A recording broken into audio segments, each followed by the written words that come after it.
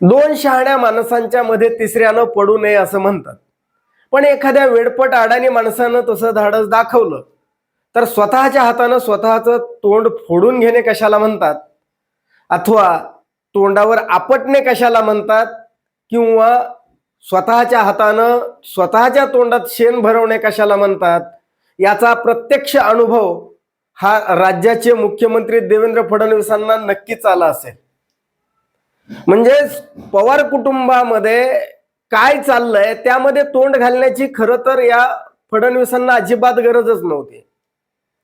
आणि तसाच अनुभव हा प्रफुल्ल पटेल आणि त्या तटकरेंना सुद्धा आलेला असेल. शरद पवार सांगतायत की माझ्या आणि अजित पवारांच्या बैठका किंवा दोन राष्ट्रवादी गटाचं एकत्रीकरण करण्याच्या संदर्भात आमचं ठरलं होतं, तर त्यामध्ये बोलण्याची गरज या देवेंद्र फडणवीसांना, तटकरेंना, प्रफुल्ल पटेल यांना काहीच नव्हती. देवेंद्र फडणवीसांनी तसं धाडस दाखवलं आणि मग काय झालं, शरद पवारांनी सांगितलं अरे बाबा तू कोण, तू बैठकामध्ये नव्हता, मग तुला बोलण्याचा अधिकार काय. आणि तेव्हापासून या देवेंद्र फडणवीसांचं तोंड अगदी बंद झालं. म्हणजे पवारांवर बोलण्याचं त्यांनी थांबवून टाकलं. त्यांना कळालं आपण नको त्या ठिकाणी तोंड घातलेलं आहे आणि त्याचा फटका त्यांना बसलेला होता. अगदी तीच गत सुनील तटकरेंनी सुद्धा सांगितलं की ती जी शरद पवार सांगतायत ती बैठक ही एकत्रित निवडणुका लढवण्याची होती, दोन्ही गट एकत्र करण्याची नव्हती. जर कोणाला आमच्या सोबत यायचं असेल तर त्यांनी यावं, आम्ही एनडीए सोबत आहोत. म्हणजे सुनील तटकरेंना अक्षरशः महाराष्ट्रातल्या लोकांनी फैलावर घेतलंय. पवार कुटुंब म्हणजे शरद पवार सोडा, पण सामान्य माणसांच्या मनातून सुद्धा हे प्रफुल्ल पटेल आणि तटकरे अक्षरशः खाली पडलेत. आणि या प्रफुल्ल पटेल यांना राष्ट्रीय अध्यक्ष होण्याची स्वप्न पडली होती की काय, अशाही बातम्या आल्या होत्या.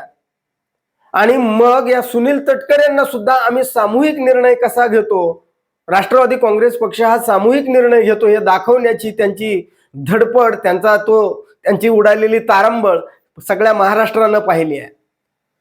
जी सुनेत्रा पवार यांना उपमुख्यमंत्रीपदी बसवण्याची घाई गडबड दाखवली गेली, त्यावर सगळ्यात अगोदर जी काही प्रश्नचिन्ह निर्माण झाले ते पवार कुटुंबाकडून झाले आणि मग नंतर महाराष्ट्रामध्ये त्याची प्रतिक्रिया उमटली आहे. मग पण ही घाई गडबड दाखवण्याच्या पाठीमागे आम्ही कसे राष्ट्रवादी काँग्रेस पक्ष वाचवला, कशी षडयंत्र हाणून पाडली, असं जर असेल तर मग मात्र हे अज्ञानात शहाणे आहेत. म्हणजे काही माणसं कशी असतात बघा, की स्वतःचं अज्ञान आहे ना, अज्ञानात ती शहाणी असतात. त्यांना माहीतच नसतं की ते अज्ञानी आहेत म्हणून. जर शरद पवार म्हणतायत, रोहित पवार बोलतायत, सुनेत्रा पवार बोलतायत, तर त्याचं उत्तर कुणी द्यावं.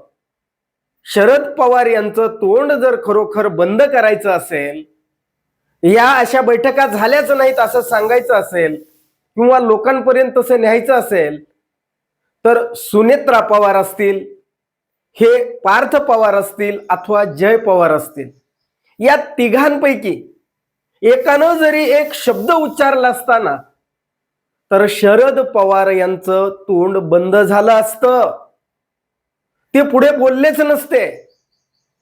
म्हणजे बेगाने शादी में अब्दुल्ला दिवाना हे देवेंद्र फडणवीसांचं नेहमी एक उदाहरण असायचं. अगदी ते आता तसेच झालेत, अब्दुल्लाच ठरल्यात. या पवार कुटुंबामध्ये बोलले आणि त्यांनी अक्षरशः स्वतःच तोंडावर पडून गेले ते. पण मग आता जर सुनेत्रा पवार बोलत नसतील, पार्थ पवार बोलत नसतील, जय पवार बोलत नसतील आणि हे पटेल, तटकरे अथवा फडणवीस बोलत असतील, तर शरद पवार यांचं बोलणं थांबणारच नाही.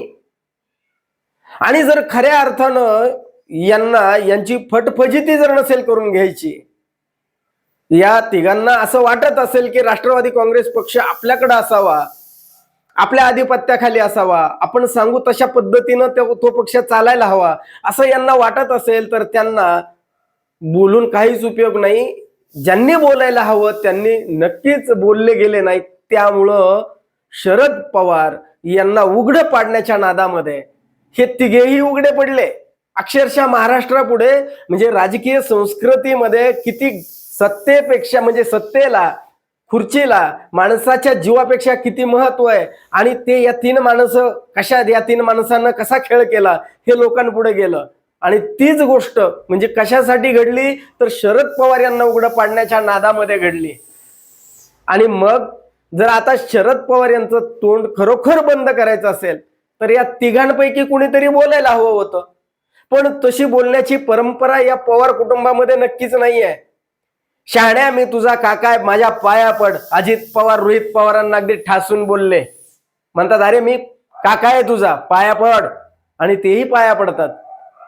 मी जर तिथे एक सभा घेतली असती तर तुझं काय झालं असतं? राम शिंदेंना वाईट वाटलं, पण पवार कुटुंबामध्ये या राजकारणापेक्षा, पक्षापेक्षा त्यांचे व्यक्तिगत जे कौटुंबिक स्नेहाचे बंध आहेत ना ते फार भक्कम आहेत.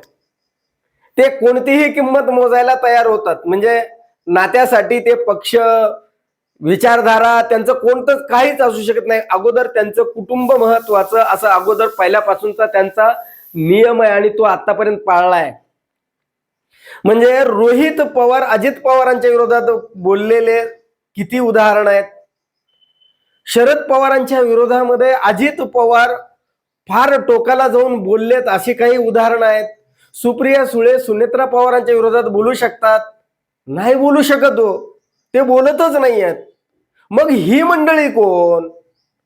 मग ही मंडळी जर बोलत असतील, सुनेत्रा पवार, पार्थ पवार आणि जय पवार यांनी पवार कुटुंबाची जी परंपरा आहे, जी कौटुंबिक स्नेहाचे संबंध आहेत ती जोपासण्याची त्यांची जी चालत आलेली पद्धती आहे त्यांनी ती चालू ठेवली आहे. इकडे शरद पवार यांना उघड पाडण्याच्या नादामध्ये यांनी खेळ करून बसले आणि स्वतःच्याच तोंडामध्ये त्यांनी शेण घालून घेतलं. नाचक्की सहन करावी लागली.